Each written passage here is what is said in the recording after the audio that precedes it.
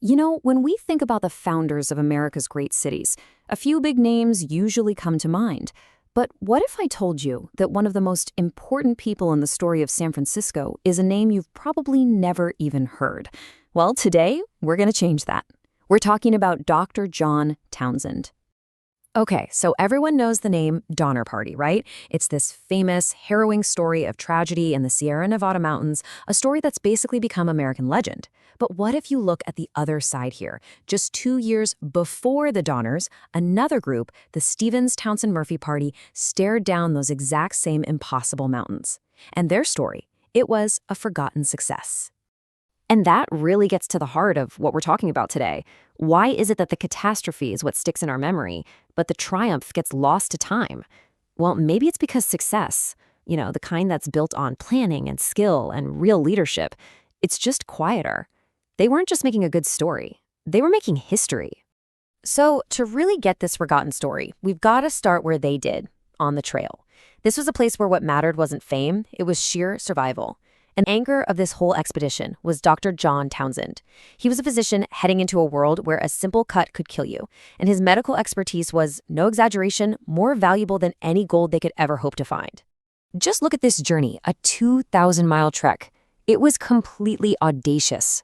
See, no one had actually taken wagons over the Sierra Nevada before.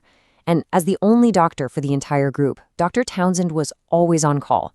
He was treating injuries, fighting off illnesses, and get this, he delivered 2 babies along the way, one of them right there at Independence Rock. Incredibly, they were going to get to California with more people than they had when they left. And this number right here, this is maybe the most important stat from their whole journey. 0. Not one single person was lost to an accident or an illness. On the brutal, unforgiving Overland Trail, a number like that is basically a miracle. It is a direct result of the incredible medical care and leadership Dr. Townsend provided every single day. And this quote from a frontiersman who knew him, James Clyman, it really paints a picture of the man, doesn't it? It shows us Townsend wasn't just some doctor tagging along. He was opinionated, he was driven, and he already had this deep belief in what California could become. And that kind of fierce conviction, that's exactly what you need to lead people through an unknown wilderness. But the biggest challenge was still ahead. The snows came early, and they got trapped at the foot of the pass, at the very same lake that would later be tragically named for the Donners. The party had to make a desperate choice, leave some of their wagons behind, guarded by 3 young men. One of them was Townsend's own brother-in-law, a 17-year-old named Moses Schallenberger. And this is where you see the real character of Dr. Townsend. Moses was eventually left all alone, facing starvation and the crushing despair of a Sierra winter. His only companions? Books that Dr. Townsend had packed, books of poetry and a book of letters. I mean, think about that foresight. He didn't just pack medicine for the body, he packed food for the mind and soul. Those books weren't just entertainment, they were a link to civilization, to ideas, to a world beyond that frozen cabin. They were a lifeline that absolutely saved that young man's spirit. So after literally conquering the wilderness, what does Townsend do? He immediately starts to build a new world. The very same man who was setting broken bones out on the plains was now going to set the bones of a great American city. And his impact was, wow, immediate and just massive. He became California's first licensed American doctor, so he had authority right away. But his vision was so much bigger than just medicine. He knew a real city wasn't just buildings, it was about people and education. That's why he co-founded San Francisco's very first school board. From there, he just kept rising, being elected to the highest positions in this new, fast-growing city. And here you see this incredible contrast in one man. On one hand, you've got this rugged pioneer who could lead wagons over a mountain range nobody thought was passable, and on the other, you have a civic visionary who could build a government and a school system basically from nothing. He was a healer, yes, but he also had this adventurous heart that even took him to the gold camps for a little while. That combination of frontier toughness and administrative brilliance made him the perfect leader for San Francisco at that exact moment in time. Now, to really grasp his influence, you have to understand this title, alcalde. This wasn't like being a mayor today. No. The alcalde was the chief executive and the chief judge, so Townsend held an immense amount of power. He was both mayor and judge for a tiny port town that was about to explode into a global city. But Townsend's story doesn't end with power and influence.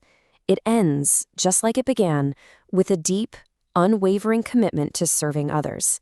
His final chapter is heartbreaking, but it's also a powerful testament to the professional ethics that defined his entire life and the institutions he was trying to build. So, fast forward to 1850, Dr. Townsend and his wife, Elizabeth, who had been his partner through all of this, from the trail to City Hall, they'd finally retired to a nice, quiet farm with their baby son. But then, a horrible cholera epidemic ripped through the region. They were faced with this stark choice. As the most experienced doctor around, Townsend knew exactly how deadly this was. They could have stayed safe on the farm, but instead, guided by a lifetime of duty, they made the decision together. They went back into the city, to the heart of the epidemic, to help the sick. And the price of that choice was everything. On the very same day, December 8, 1850, both John and Elizabeth died from cholera they caught while saving other people's lives. They left their infant son an orphan. But the Townsend legacy didn't die there. In this beautiful, full-circle moment, their son was adopted and raised by none other than Moses Schallenberger, the same young man whose life was saved by Dr. Townsend's books in that cabin all those years ago. He made sure the Townsend name and its values would live on. His legacy is literally carved into the California landscape. The trail they blazed over the mountains, that became the path for the Transcontinental Railroad, and later for Interstate 80. And his civic legacy is just as permanent in the city's government and its schools. So if you ever find yourself in San Francisco, you can walk right down Townsend Street, a quiet reminder of a quiet, competent, and incredibly courageous founder. Which really leaves us with one final thought. You know, when we tell the story of California, it's always the gold rush that gets all the attention, the fame, the fortune, the chaos. But the story of Dr. John Townsend suggests something else. It asks us to think about what really builds a city that lasts. Is it the noisy scramble for gold and fame, or is it the quiet, steady work of service, leadership, and ultimately sacrifice?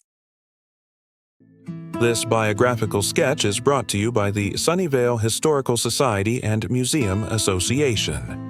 For over 70 years, bringing history to life through the stories of westward-bound pioneers. And History Expeditions, faithfully retracing the steps of America's most notable trailblazers over the Sierra Nevada.